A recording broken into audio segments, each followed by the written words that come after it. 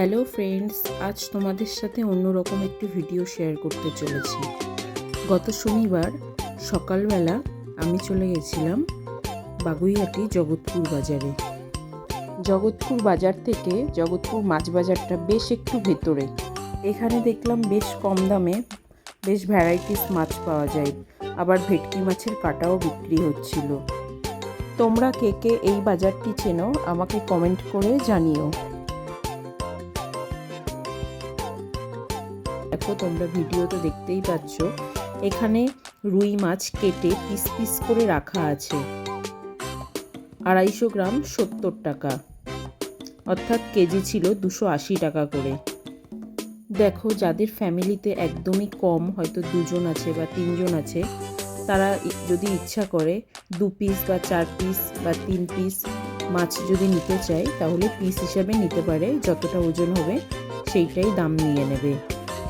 এই সুবিধাটা দেখে আমার বেশ ভালো লাগলো, আর এটি আমি এবার নতুনই দেখলাম মাছ বাজারে, যেটা আমাদের এখানে রাজারহাট মাছের বাজারে দেখতে পাওয়া যায় না।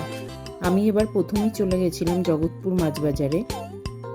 তো আমি বেশি মাছ নিইনি, আমি এখান থেকে একটা রুই মাছের মাথা নিয়ে নিয়েছিলাম আর নিয়েছিলাম একটা ছোট ভেটকি মাছ।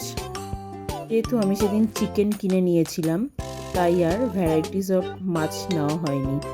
তো প্রথম দেখে আসলাম মাছ বাজারটা, এরপরে আর একদিন যাবো, গিয়ে ভ্যারাইটিস মাছ নিয়ে আসবো।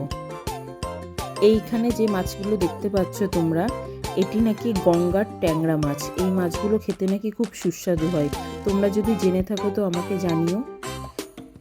এই দাদারা বলছিল এই মাছগুলো নাকি খেতে খুব টেস্ট, খুব সাদাসাদি করছিল নিয়ে আসার জন্য, কিন্তু যেহেতু আমি অনেকটাই চিকেন নিয়ে নিয়েছিলাম তাই সেদিন আর মাছ নেইনি, শুধু ভেটকি মাছই নিয়েছিলাম।